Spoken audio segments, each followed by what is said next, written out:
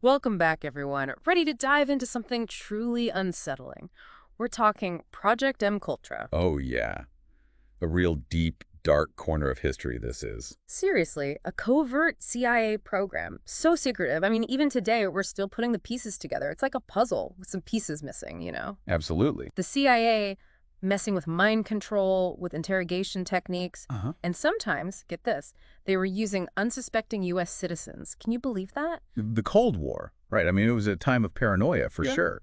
The U.S. government, they were convinced that their enemies, the Soviets, the Chinese, had these, like, mastered brainwashing techniques. Wow. And this fear, it drove them to extreme. That's MKUltra, right? That's it. Ran from the early 50s all the way through, well, at least the late 60s, and who knows, maybe even beyond. All sorts of bizarre experiments. Drugs like LSD, hypnosis, even magic, if you can believe it. Magic. That's crazy. So what do we have to go on? What kind of sources are we looking at for this deep dive? Well, we've got some declassified CIA documents. These were related to a 60-minute segment on MKUltra.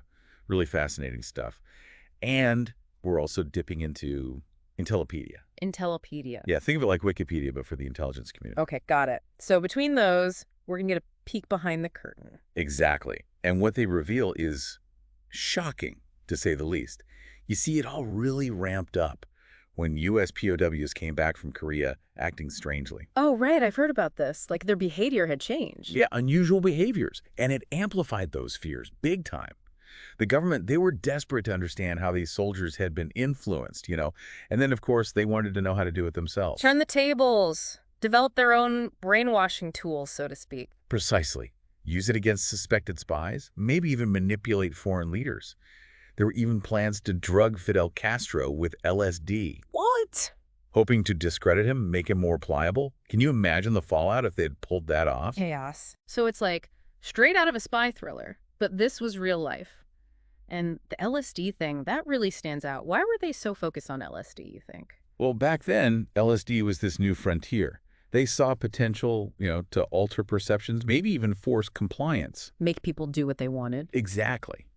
But of course, it's LSD, it's unpredictable, and the effects, well, let's just say, they quickly learned it wasn't a magic bullet. It often led to erratic behavior, even dangerous behavior. Dangerous. Yeah. Like how dangerous? We're talking about like harming themselves or others. Potentially, yes. Yeah. The thing is, they were really pushing the limits. There's one account, it's hard to believe, but they gave some volunteers LSD for 77 days straight. 77 days. That's insane. It is, and the goal, well, it seems they were trying to break down the person's personality. Like wipe the slate clean. Yeah, create a blank slate, then reprogram them, control their thoughts, memories, their entire identity, if possible. But it wasn't just willing volunteers either. They were giving LSD to CIA employees, military personnel, doctors, even just random civilians, all without their consent. That's awful. It is a dark chapter. And it gets worse. There's this thing, Operation Midnight Climax, they called it. Operation Midnight Climax. They set up brothels in San Francisco and New York. Colossals. Yeah, they would lure men in and then secretly dose them with LSD. They had these one-way mirrors watching their reactions, trying to figure out how to use the drug for, well, interrogation or control.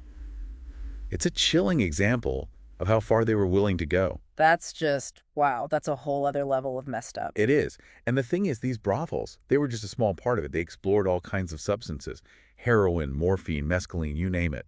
They were on a search for, like, the ultimate mind control cocktail. A cocktail, that's a weird way to put it. Right. But that's what it was. Like, they were mixing up different ingredients, trying to see what would happen. And hypnosis too, right? They were really Yeah. into that. Oh, yeah, big time. They thought they could use it to create anxieties in people or enhance their memories, make them more suggestible. They even worked with this famous magician, John Mulholland. A magician. Yeah, John Mulholland. They wanted to learn techniques for deception, covert communication, that kind of thing. So it's like they were blending science with stage magic, right? In a way, yes. They were desperate for any advantage they could get in the Cold War. And it seems that desperation led them to some very dark places. Like take Dr. Donald Ewan Cameron, for example. Oh, yes, Dr. Cameron, a Scottish psychiatrist, fascinating but troubled figure.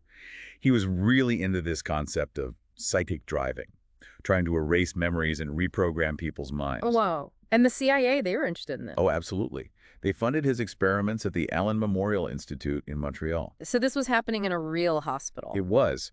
And his methods, well, let's just say they were controversial. High doses of LSD, paralytic drugs, electroconvulsive therapy, sometimes inducing comas that lasted for weeks, even months. Comas for months. That's inhumane. It is. And during those comas, he would bombard them with sounds, messages, trying to, rewrite their personalities. It's hard to fathom that this was considered acceptable medical practice. Yeah, looking back, it's truly horrifying. And the consequences were devastating. Many of his patients, they suffered permanent damage, amnesia, incontinence. Some couldn't even function independently anymore. That's heartbreaking. So was Cameron some kind of rogue actor, or were there others doing similar things? Sadly, he wasn't alone. There was this British psychiatrist, Dr. William Sargant. He was conducting similar, very unethical experiments around the same time. It's chilling to think how widespread these practices were and what happened when word of MKUltra started to get out. Did the CIA just come clean? No, not exactly. In 1973, CIA Director Richard Helms, he ordered the destruction of most of the MKUltra records. Whoa. So a cover-up? You could say that. This attempt to bury the truth, well, it only made people more suspicious. And it made it a lot harder to uncover the full scope of what went on. But surely some information did come out, right? Yes, thankfully some of it did. Yeah, in 1975, a couple of big investigations were launched. The Church Committee and the Rockefeller Commission. They were looking into the CIA's activities, and that's when MKUltra really blew up. Wow, must have been a huge scandal. Yeah. What was the reaction like when it all came out? Oh, people were furious. I mean, rightfully so. The idea that their own government was doing these experiments on them, often without them knowing, it was a total betrayal. Yeah, no kidding. Did it lead to any, legal action? Absolutely. Yeah. Victims of MKUltra and their families, they started suing the government. They wanted justice, someone to be held accountable. I remember hearing about Frank Olson. Was he one of the people who sued?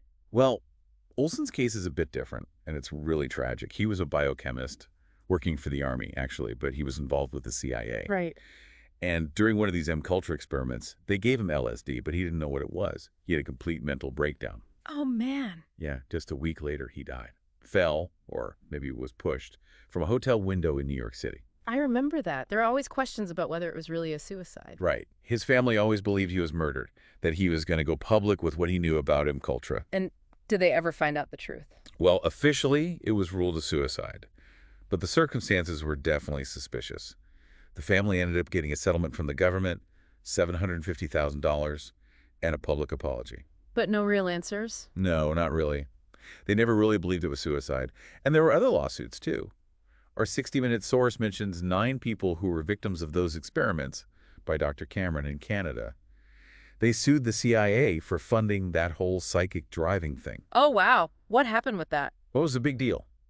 Because the Canadian government, they tried to protect the CIA at first. Protect them. Yeah, saying they couldn't be held responsible for what a foreign agency did.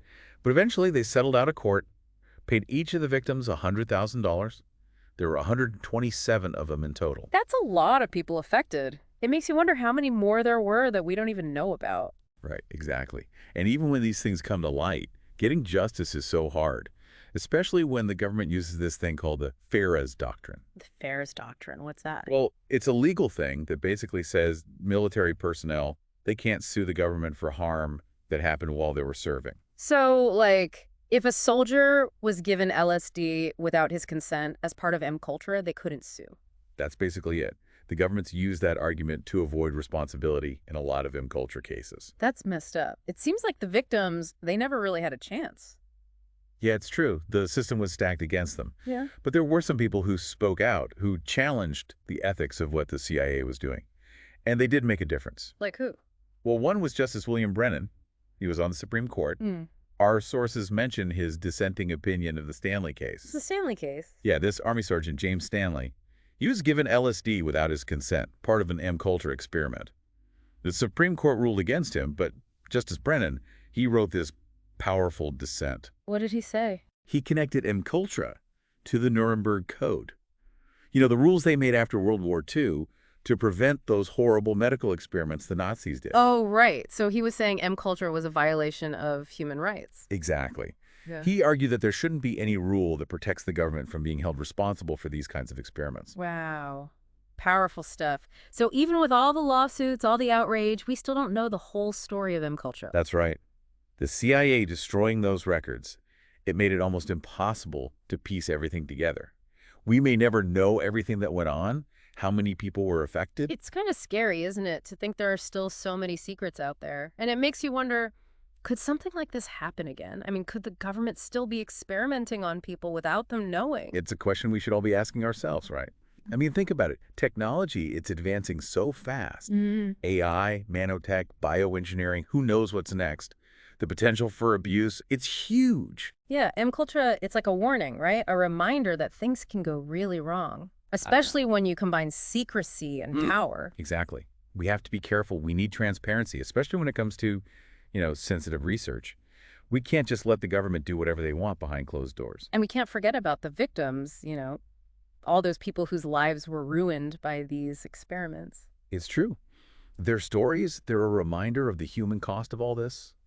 And it highlights the need for stronger protections, ethical guidelines, all of that. We have to make sure this never happens again. MKUltra, it might be history, but it's a history we can learn from.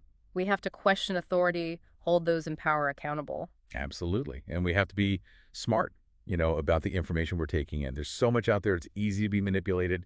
MKUltra, it was kind of a giant experiment in manipulation when you think about it. Yeah, it's pretty messed up. But in the end, it seems like they never really achieved what they set out to do. I mean, did they ever actually achieve mind control? No, not really. The human mind, it's way too complex. But the fact that they tried, that's what's so scary. It shows you how far they were willing to go. Well, this has been a wild ride, MKUltra. It's a story that really makes you think about power, the limits of science, and how fragile a human mind can be. It does. And it reminds us that we all have the potential for both good and evil. It's our responsibility to use our knowledge, our power, wisely and ethically, and to speak up, to challenge those in power, and protect everyone's rights and freedoms. Couldn't have said it better myself. Thanks for joining us for this deep dive. Remember, keep questioning, keep exploring, and never stop learning.